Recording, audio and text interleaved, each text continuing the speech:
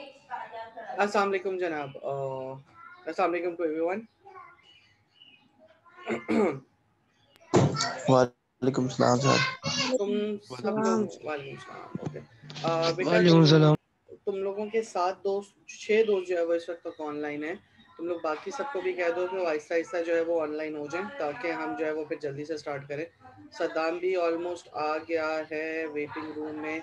एक दफ़ा message circulate कर दो कि क्लास जो स्टार्ट हो गया, तो फिर 1-2 मिनट के बाद हम जो है वो क्लास स्टार्ट करते हैं। प्लीज़ एक दफ़ा सबको मैसेज कर दो।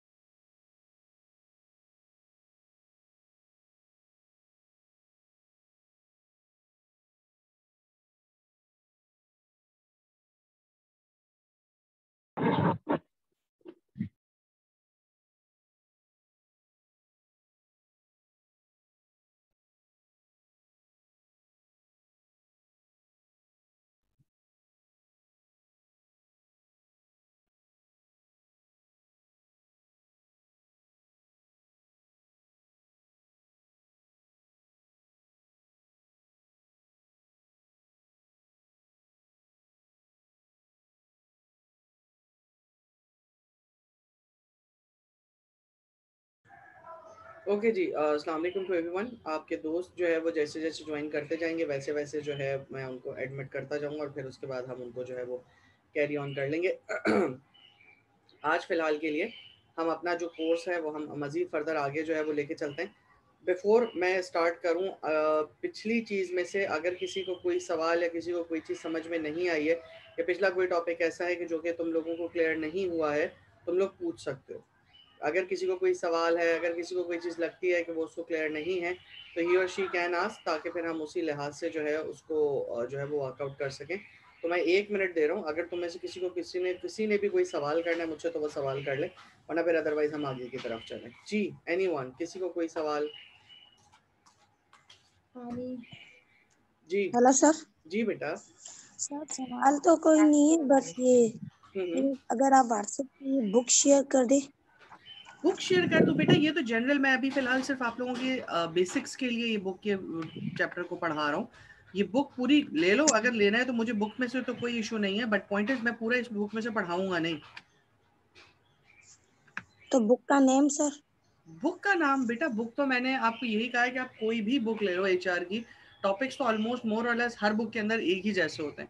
जो मैं आपको ये चैप्टर पढ़ा रहा हूँ, ये चैप्टर मैं आपको स्कैन करके आपके ग्रुप के अंदर जो है वो आपको ये ईमेल कर दूंगा, तो फिर ये आपके पास जो है वो एडअप हो जाएगा। मैं आपका जो व्हाट्सएप का ग्रुप है उसमें ये जितनी चीज़ें इसमें से पढ़ाई हैं, ये सारी के सारी चीज़ें मैं इसमें से लेके आपको जो है वो व्हाट्सएप कर दूंगा।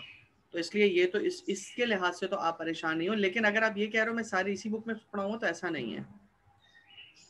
और अच्छा वैसे अगर आपको चलो बुक ठीक। चाहिए है, तो आप ह्यूमन रिसोर्स मैनेजमेंट की introduction to human resource management के नाम से कोई भी बुक ले लो। वो सारी के सारी बुक्स ऑलमोस्ट मोर और लेस जो है वो एक ही जैसे टॉपिक्स को कवर करती हैं। बाकी लेक्चर्स तुम लोगों के पास मौजूद हैं, इसलिए मैं उसके ऊपर जो है वो स्लाइड शेयर चला रहा होता हूँ, कि ताकि तुम लोगों के लिए भी मसला ना हो और तुम लोग इजीली उसको जो है वो पढ़ लो। Okay sir. जी, और किसी का कोई सवाल, और किसी की कोई बात, या किसी को कोई और चीज़ समझनी हो तो वरना फिर हम स्टार्ट करें। ओके चलो ठीक है, प्रिज्यूम कि बाकी तुम सब चीज़ें सबको क्लियर है। हम दोबारा वापस अपने टॉपिक की तरफ आते हैं। हमने लास्ट क्लास के अंदर जो हमने फर्स्ट क्लास के अंदर जो चीज़ पढ़ी थी वो हमने पढ़ी थी कल्चर। कल्चर के लिहाज से हमने काफ़ी सारी चीज़ें देखी कि जी कल्चर किस तरीके से जो है हमारी ऑर्गेनाइजेशंस को इम्पैक्ट कर रहा होता है। फिर उसके बाद हमने ये देखा कि इन एडिशन टू कल्चर हमारे पास जो है वो किस तरीके से टेक्नोलॉजी हमारे जो है वो चीज़ों को इम्पैक्ट कर रही होती है। फिर हमने स्पेसिफिकली देखा कि टेक्नोलॉजी और कल्चर जो है वो एचआर को किस तरीके से इम्पैक्ट कर रहे होते हैं।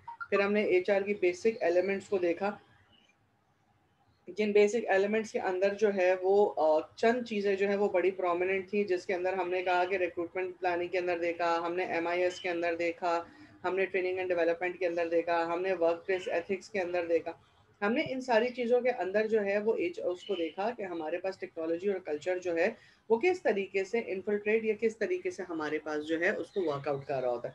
अब हम उससे एक स्टेप मजीद फर्दर आगे चलते हैं और आज की क्लास में हम ये चीज़ डिस्कस करने की कोशिश करते हैं कि हमारे पास वर्क फोर्स क्या है। अब पहला सवाल ये आता है हमारे पास कि वर्क फोर्स की क्या चीज़ है या वर्क फोर्स किस बला को कहते हैं या वर्क फोर्स के मानी क्या होते हैं।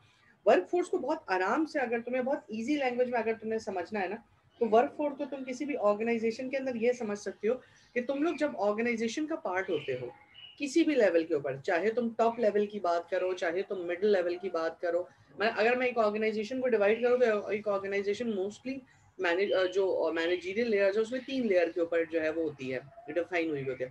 First one layer is called CEO, that means the top management. Second layer is called managerial layer. Managerial layer वो लेयर होती है कि जो आपके बेसिकली एग्जीक्यूट करवा रही होती है action. Third layer is termed as officer layer. Officer layer वो लेयर है जिस लेयर के अंदर मोस्टली वो लोग फॉल कर रहे होते हैं जो लोगों को काम करना होता है। तो ये सारी के सारी ये 3 लेयर्स की जब हम बात करें तो इन 3 लेयर्स के ऊपर सवाल ये होता है कौन लोग मौजूद है।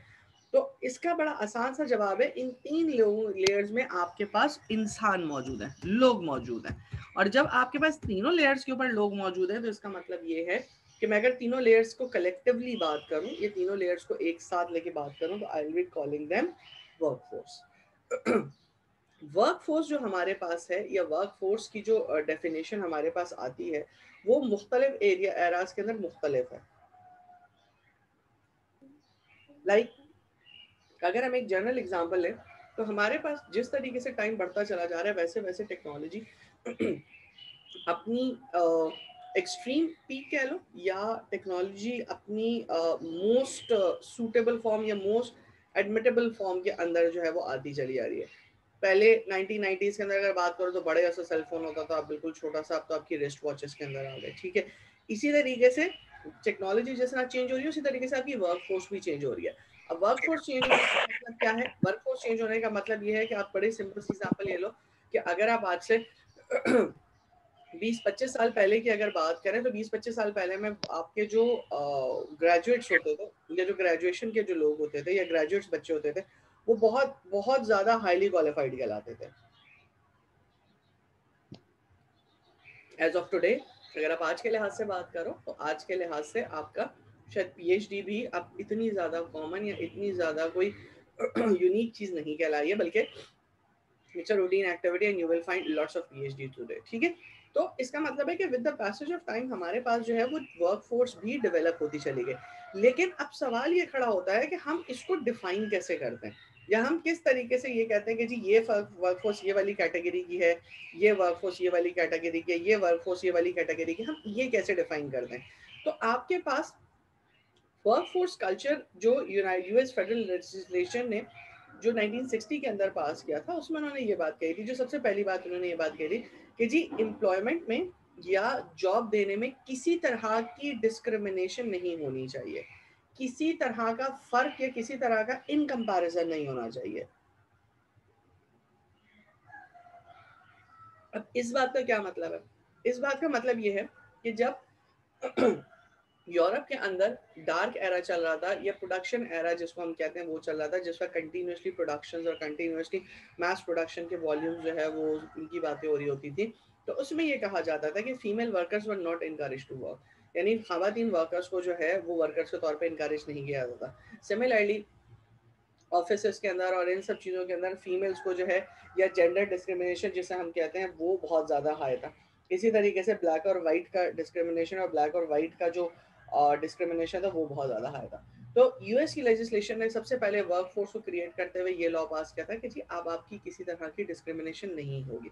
इन एडिशन टू दैट उन्होंने अपने इंडिविजुअल्स को जो है वो 2-3 डिफरेंट एरियाज के अंदर 2-3 डिफरेंट क्लस्टर्स के अंदर डिवाइड कर दिया। जो पहला क्लस्टर उन्होंने डिफाइन किया वो डिफाइन किया 1946 से 1965 तक का।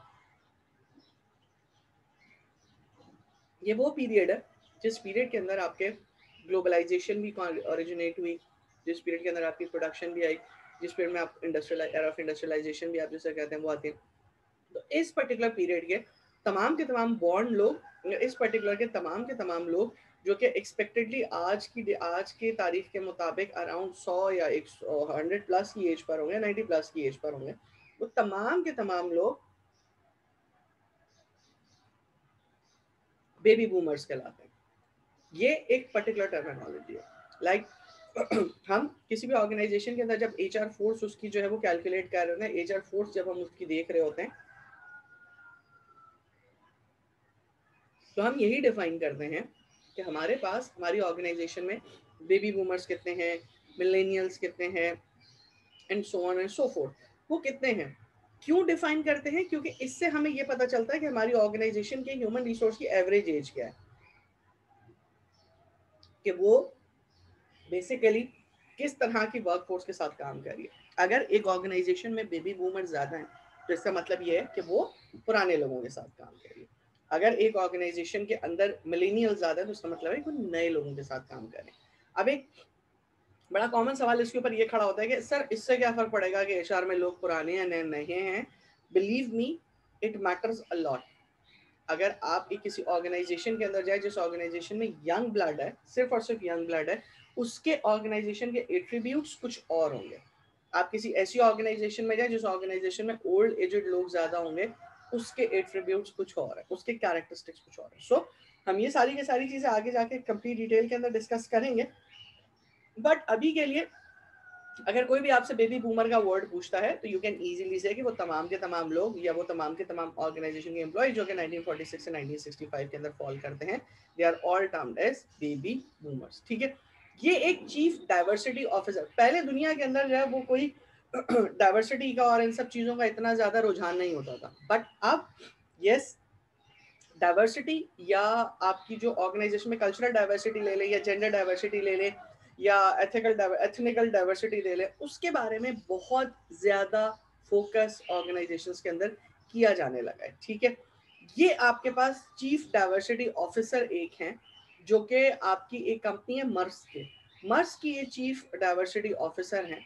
इन्होंने जो है वो अपनी कंपनी में एक छोटा सा काम किया और छोटे से काम के बाद आपसे जो सवाल पूछा जा रहा है वो ये पूछा जा रहा है कि how can a policy of inclusion similar to Marks help achieve a fully engage customer focus workforce as Daggett's claim.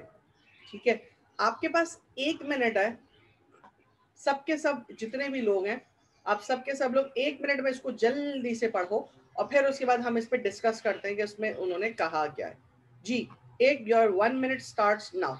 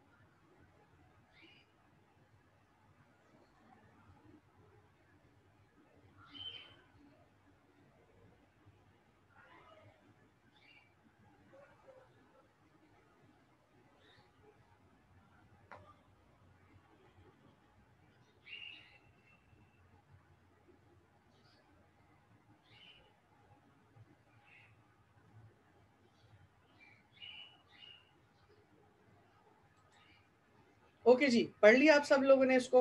अब जब बहुत ज्यादा कोई बड़ी चीज तो नहीं थी, हो सकता होपफुली आप सब लोगों ने पढ़ लिया। जी आसिफ, क्या समझ आया इससे? अच्छा आसिफ, मुझे एक बात बताओ, इसमें डेबरा के बारे में कुछ खसूसियत बताई हुई है, मुझे बताओ डेबरा की खसूसियत क्या थी, क्या स्पेशल चीज क्या थी डेबरा के बारे में? आसिफ। सर डेबरा के बारे में सर 60 ब्रोकन बोन्स थी एंड यस 25 यस ऑपरेशन थे। यस। डेबरा जो है वो बेसिकली एक कुदरती बीमारी ऑस्टियोजेनेसिस इम्परफेक्टा जिसे कहते हैं, उसके, या ब्रिटल बोन डिजीज जिसे हम कहते हैं, कि वो उसके साथ पैदा हुई थी। तो पहली चीज जो जो सबसे इंपॉर्टेंट चीज इसके अंदर जो उन्होंने क्लेम की या इसके अंदर जो क्रिएट की, वो ये क्रिएट की कि जी सबसे पहले तो ये थी कि डेबरा खुद इम्परफेक्शनिस्ट थी। इम्परफेक्शनिस्ट का मतलब ये कि वैसे तो उसे अगर अल्लाह ताला ने बनाया था, जैसे भी अल्लाह ताला ने उसके लिए वो बेहतर समझा था, बट उसके अंदर एक डिजीज मौजूद थी, उसमें एक बीमारी मौजूद थी। ठीक है, तो फर्स्ट ऑफ ऑल चीज तो ये थी कि डेबरा खुद जो है वो एक स्पेशल या इम्पेयर्ड या एक क्या कहना चाहिए, डिसेबल्ड जो है वो खातून थी, जो खातून उस ऑर्गेनाइजेशन के अंदर आज की तारीख में स्टैंड कर रही है। ठीक है, अब अगली बात, मैमूना बेटा मुझे ये बताओ, पढ़ा है मैमूना ये क्या है? सर थोड़ा रह गया था, सिर्फ डिजीज के बारे में भी पढ़ा था। अच्छा सदाम, पढ़ा है बेटा पूरा ये क्या है आगे में? सदाम।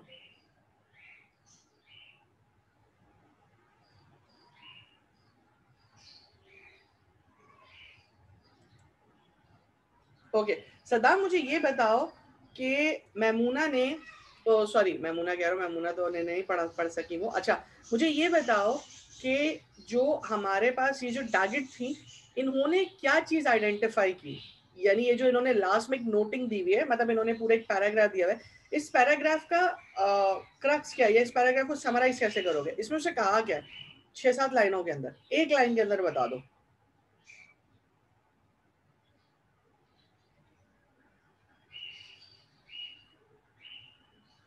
जी मीनवाइल सदाम लिख रहे हैं, तो हम शिराज से पूछ रहे थे। शिराज बेटा are you available?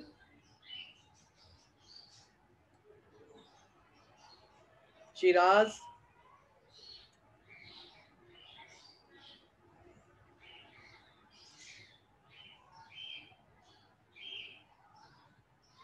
Umair. Umair.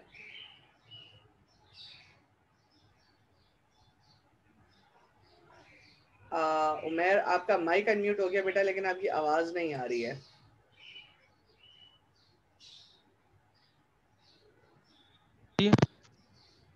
हाँ थोड़ी सी आई है। Hello sir. जी उमैर, उमैर मैं से पूछना आपसे ये था कि मुझे ये बताओ कि ये जो हमारे पास डेबरा है, इसने बेसिकली कहा क्या इस पूरी के पूरे लास्ट पैराग्राफ में? ये जो है eight marks we recognise that good intentions, इसमें उसने क्या कहा है बेसिकली? उमैर आप बोल रहे हो तो क्या आवाज नहीं आ रही है बेटा मुझे।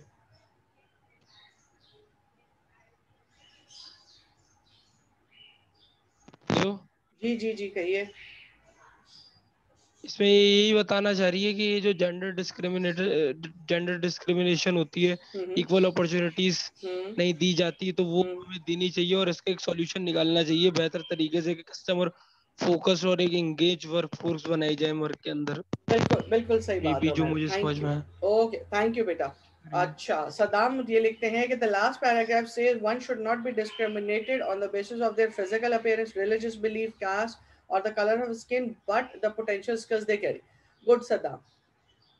सब लोगों ने अपनी अपनी जगह थोड़ा थोड़ा सही बताया हुआ है, बट इसको हम कुछ इस तरीके से ले लेते हैं, मतलब थोड़ा सा मैं इसमें मजीद फर्दर आगे ऐड कर देता हूँ। वो ये है कि बेसिकली सबसे पहले जो डेबरा ने बात कही ना, डेबरा ने ये कहा कि खाली अच्छी इंटेंशंस काफी नहीं होती। इंटेंशंस का मतलब इरादे होता है, खाली अच्छे इरादे काफी नहीं होते। यानी आप ये कहो कि जी मेरा इरादा है कि मैं किसी के साथ नेकी करूंगा, मेरा इरादा है मैं किसी के साथ अच्छाई करूंगा, सिर्फ इरादे काफी नहीं होते किसी भी चीज को करने के लिए। जो इम्पोर्टेंट चीज है वो ये है कि इररिस्पेक्टिव ऑफ, बगैर किसी मुकाबले के, चाहे वो जात के हिसाब से हो, चाहे वो जिन्स के हिसाब से हो, चाहे वो कल्चर के हिसाब से हो, चाहे वो एथनिसिटी के हिसाब से हो, चाहे वो मजहब के हिसाब से हो, चाहे वो बिलीव्स के हिसाब से हो, चाहे वो उम्र के हिसाब से हो। मतलब ये जो सारी के सारी चीजें हैं ना, ये सारी के सारी चीजें बेसिकली डिफरेंशिएशन क्रिएट करती हैं। डिफरेंशिएशन का मतलब ये सारी के सारी चीजें हम में से हर एक को दूसरे से अलग करती हैं। मिसाल के तौर पर अगर तुम एक क्लास के अंदर अगर देखो तो तुम्हारी एक क्लास के अंदर जो बच्चे हैं वो भी मुख्तलिफ एजेस के होंगे, तो लेकिन जब मैं एज ब्रैकेट बनाऊंगा तो एज ब्रैकेट सबका सेम होगा। डिफरेंट क्या होगा? डिफरेंट जेंडर होगा, कुछ हजरात होंगे, कुछ खवातीन होंगी। दूसरा डिफरेंस क्या होगा? कुछ किसी कल्चर से बिलोंग करते हैं, कुछ किसी कल्चर से बिलोंग करते होंगे। इसके अलावा डिफरेंस होगा, कुछ लोगों का रिलीजियस बिलीफ कुछ होगा, कुछ लोगों का रिलीजियस बिलीफ कुछ होगा। ये सारी के सारी आपकी जो चेंजेस हैं, डेब्रा ने बेसिकली ये बात कही कि जी आप सिर्फ अच्छी इंटेंशंस ना रखें, बल्कि आप सबके लिए इक्वल प्लेटफॉर्म क्रिएट करें, ताकि जो वर्क प्लेस है, जिस वर्क प्लेस के ऊपर आप काम कर रहे हैं, उस वर्क प्लेस में इनोवेशन आ सके। इनोवेशन का मतलब है जिद्दत आ सके, जिद्दत का मतलब है नए नए प्रोसेसेस आ सके। जाहिर सी बात है, जब आपका कल्चर चेंज होगा, जब आपके मुख्तलिफ कल्चर के लोग आपके काम कर रहे होंगे, तो तरीका कार डिफरेंट होंगे। जब मुख्तलिफ जेंडर के लोग काम करेंगे तो तरीका कार डिफरेंट होंगे। जिस तरीके से आप सब लोग अगर एक साथ पढ़ रहे होते हो, या आप सब लोग अगर बैठ के जो है वो पढ़ रहे होते हो, तो हम में से कोई अनएथिकल बात या कोई इस तरह की चीज नहीं करता। क्यों नहीं करता? Because we know, we understand कि हमारे साथ खवातीन भी मौजूद है, ठीक है।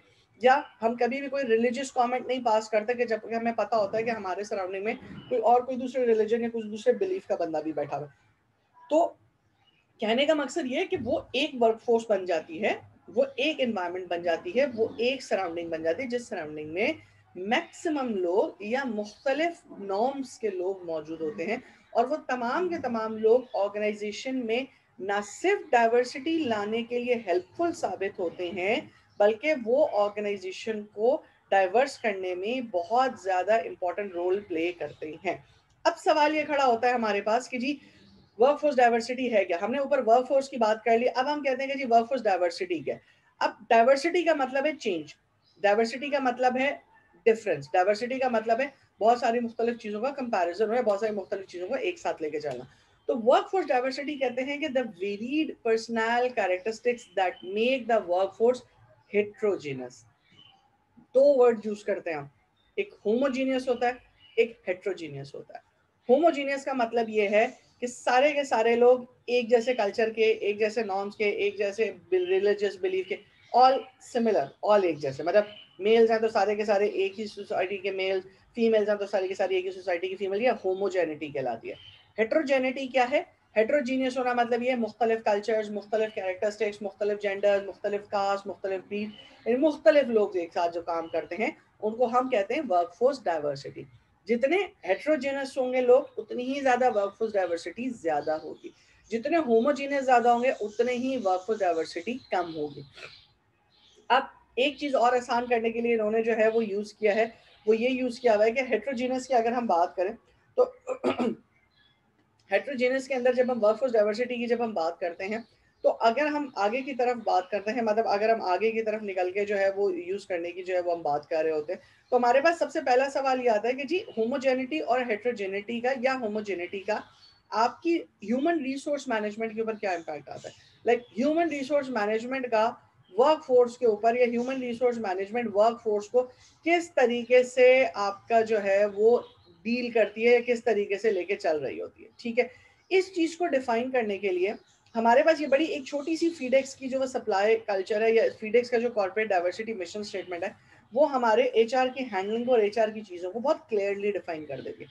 वो डिफाइन किस तरीके से करती है? वो ये कहती है कि our diverse workforce, supply base and supporting culture enable FedEx to better serve our customer and compete more effectively in global marketplace. We value the contribution and perspective of all employees regardless of race, gender, culture, religion, age, nationality, disability, or sexual orientation. We will strive in our workplace practices to deal with our employees, customers, and suppliers in a fair and ethical manner. ये पूरी की पूरी diverse mission statement उठाओ, पूरी की पूरी, और पूरी के पूरी यहां पर अपनी मौजूद ये स्टेटमेंट उठाओ। यू विल सी कि जिस चीज ने मर्स एंड को रिकग्नाइज कराया 2011 के अंदर, वही सेम चीज आपकी फीडेक्स वालों ने ली और अपने पास इनकॉर्पोरेट की। ठीक है, अब हमारे पास एक सवाल और खड़ा होता है कि हमारे पास वर्कफोर्स डाइवर्सिटी की रिक्वायरमेंट्स क्या है। मतलब हमने बहुत मतलब वर्कफोर्स डाइवर्सिटी में बेसिकली एचआर का रोल क्या है। हमने वर्कफोर्स डाइवर्स क्रिएट करना है ना, वर्कफोर्स डाइवर्स क्रिएट करना तो बहुत आसान है। हम क्या करें, हम बहुत सारे जेंडर्स, बहुत सारे मतलब आपकी क्लास के बहुत सारे लोग जो कि जेंडर वाइज डिफरेंट है, कल्चर वाइज डिफरेंट है, मैं उन सब के सब लोगों को लूँ, उन सब के सब लोगों को एक जगह पे बिठा दूँ और बोलूँ हाँ भाई करो काम। या मैं मुख्तलिफ ग्रुप से मुख्तलिफ एथनिक डिफरेंसेस के लोगों को लाऊं, ला के अपनी ऑर्गेनाइजेशन भर दूं, बोलूँ करूँगा करोगा। अब सवाल ये, क्या ये चीज़ इतना ही आसान है, या क्या ये चीज़ इसी तरीके से होगी कि जी लोग आए, आके बैठिए और आके बैठेंगे हो में हाँ भी अब करें काम? नो, ऐसा नहीं है। वर्कफोर्स डाइवर्सिटी को मैनेज करने के लिए वर्कफोर्स डाइवर्सिटी के अंदर एचआर का जो रोल है वो ये है कि जो वर्कफोर्स डाइवर्सिटी होती है वो ये रिक्वायर करती है, या उसके लिए ज़रूरी होता है, या उसके लिए मैंडेटरी होता है कि एम्प्लॉय जो है वो ज़्यादा सेंसिटिव हो लोगों के डिफरेंसेस के लिहाज से। सेंसिटिव होने का मतलब ये है कि वो एहतियात से काम करे, वो जिस ग्रुप के अंदर जा रहा है या जिस जगह पे काम कर रहा है वहां अपनी वर्क सेटिंग्स के अंदर और ज्यादा एहतियात से काम करे। अब एहतियात का क्या मतलब है, that employ may have to shift their psychology from treating everyone alike to recognizing individual differences and responding to those differences in way that will ensure employee retention and greater productivity।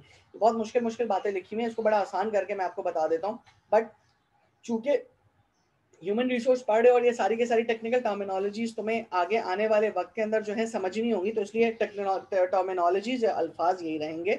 इसको आसान लफ्जों में मैं इस तरीके से समझा दूं कि आप अगर एक जगह के ऊपर काम कर रहे हैं ना, यानी अगर आप किसी ऑर्गेनाइजेशन के बॉस हैं या अगर आप किसी ऑर्गेनाइजेशन के मैनेजर हैं, तो बीइंग एचआर आपको इस चीज को इंश्योर करना है कि एक ग्रुप के तमाम लोगों को एक ही लाठी से ना हाँका जाए, तमाम के तमाम लोगों को एक ही तरीके से ट्रीट ना किया जाए, लाइक खवातीन हजरात को एक ही तरीके से ट्रीट करें। नो, ऐसा नहीं है।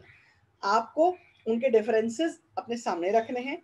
लाइक अगर मिसाल के तौर पे कोई जर्मन आपके साथ है और अगर उसको इंग्लिश नहीं आती है और आप धड़ाधड़ उसके सामने इंग्लिश बोलते चले आ रहे हैं, दैट्स रॉन्ग।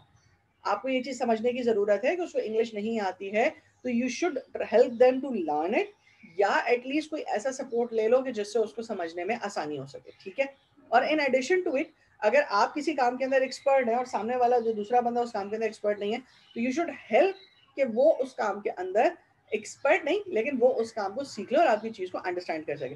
तो इन शॉर्ट, जो भी आपके डिफरेंसेस हैं एक ग्रुप के अंदर, जितने भी लोगों के आपस में डिफरेंसेस आ रहे हैं, यानी हर बंदा दूसरे से जो मुख्तलिफ आ रहे हैं, आपको वो तमाम के तमाम डिफरेंसेस साथ लेके चलने हैं और इस तरीके से साथ लेके चलने हैं कि तमाम के तमाम एम्प्लॉइज इक्वली मोटिवेट हों।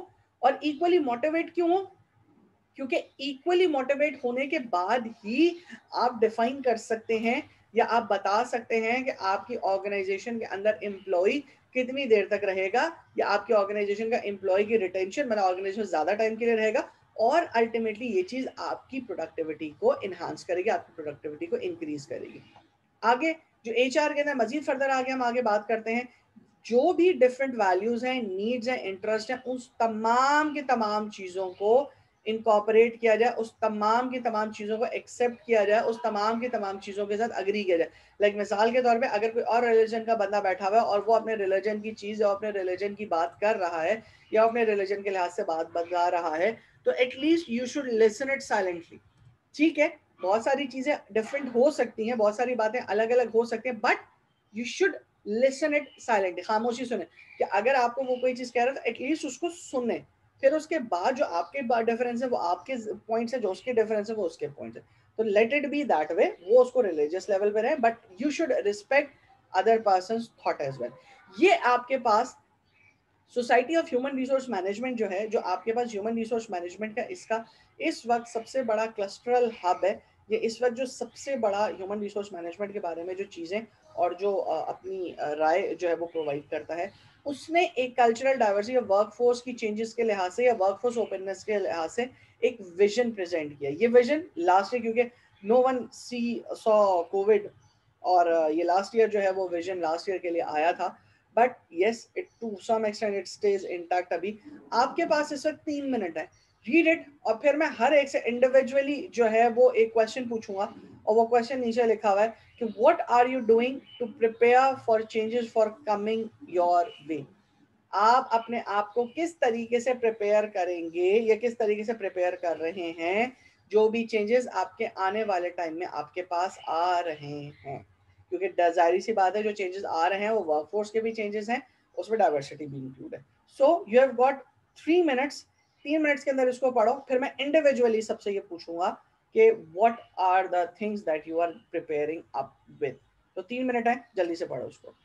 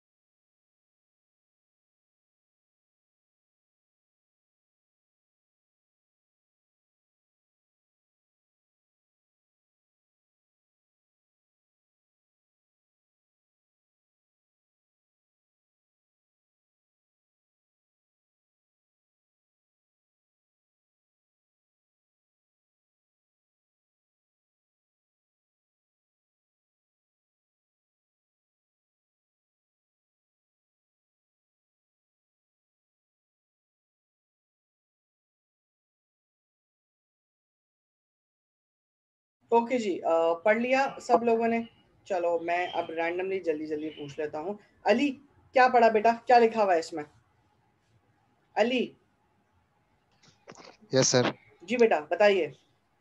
सर इसमें जो मेन थिंग ये है हम्म, कि मतलब इसका एक जो चीज बताओ, इन्होंने एक सर्व कोई एक एक चीज बताओ। इसमें मेन चीज ये है कि जो है ना बड़ी जो ऐसी सॉफ्ट स्किल है जिनको नए नए ट्रेंड्स यस, है जो नहीं फर्स्ट चल थिंग, रहे थे एक मिनट उनको अली अली अली इस बस, अली 2020 अली में अडॉप्ट अली किया गया है। अली अली अली बस। पहली चीज जो अली ने आइडेंटिफाई की वो आइडेंटिफाई की soft skill. That means in order to prepare for the upcoming trend या अपकमिंग पीरियड आपके सॉफ्ट स्किल्स बहुत स्ट्रांग होने चाहिए, ठीक है। अब सॉफ्ट स्किल्स के अंदर जो एक बड़ा कॉमन स्किल आजकल यूज किया जाता है वो हमारे पास कहलाता है कन्विंसिंग स्किल्स। दैट मीन्स अगर हम कोई बात कर रहे हैं तो हमें इस तरीके से करनी है कि सामने वाले को बुरी भी ना लगे और वो उससे कन्विंस भी हो जाए। और जो बात हमें अब बतानी है, पहले हमें सिर्फ एक कल्चर के लोगों को बतानी होती थी, बट अब हमें डाइवर्स कल्चर के लोगों को वही एक चीज बतानी है। So soft skill is one of the skill that needs to be acquired. Furqan ji कोई एक चीज बताओ जो कि तुमने इसमें पढ़ी है कि जो तुम्हें तैयार करेगी फ्यूचर चेंजेस के लिए। Furqan yes sir. कोई एक चीज। मैंने ये पढ़ा है कि sir employ will be chosen based on international opportunity. Okay, that मतलब मींस जितनी भी बस ठीक है। दैट मींस ग्लोबलाइजेशन या ग्लोबल पर्सपेक्टिव को अब आपको कंसिडरेशन में रखना है। ग्लोबली आपको इस चीज को एक्सेप्ट करना है कि अगर कोई प्रैक्टिस आपकी ग्लोबली हो रही है तो आपको उस चीज को अपने साथ, अपनी नॉलेज के साथ या अपनी एक्टिविटीज के साथ लेके चलना है। इकबाल कोई एक चीज बताओ बेटा। इकबाल सर इसमें लिखा हुआ है कि talented young people will choose employment based on international opportunity yes ठीक प्रोवाइड सर। है। इंटरनेशनल मतलब कि जितने भी यंगस्टर्स हैं तुम्हारी तरह, जितने भी मिलेनियल्स हैं, वो सारे के सारे जो अपॉर्चुनिटी लेंगे वो अपॉर्चुनिटी लेंगे in context of global context. मतलब वो लोकल से बात नहीं करते, अगर लोकल कंपनी है तो वो उसको प्रेफर नहीं करेंगे, बल्कि कंपनी या business needs to be international, ठीक है। So Shoaib, Shoaib ji sir. शोएब बताओ क्या पढ़ा, जी क्या जी सर। कोई एक चीज। Sir employment based on the international opportunity ये तो प्रोवाइडेड। हो चुका बेटा, इसके अलावा बात करो। इसके अलावा sir increasing workforce diversity will require Yes. management with a global Yes. outlook. Increase workforce diversity. That means cultural diversity बढ़ती चली जाएगी। ओके मैं इस क्लास का, मैं ये सेशन यहीं पे क्लोज कर रहा हूँ। इस सेशन दोबारा से ओपन करूंगा मैं, तो आप लोग फौरन वापस ज्वाइन कर जाना बिकॉज टाइम ओवर हो गया इसका, ठीक है। दोबारा वापस ज्वाइन कर जाना, मैं दोबारा वापस ज्वाइन कर रहा हूँ।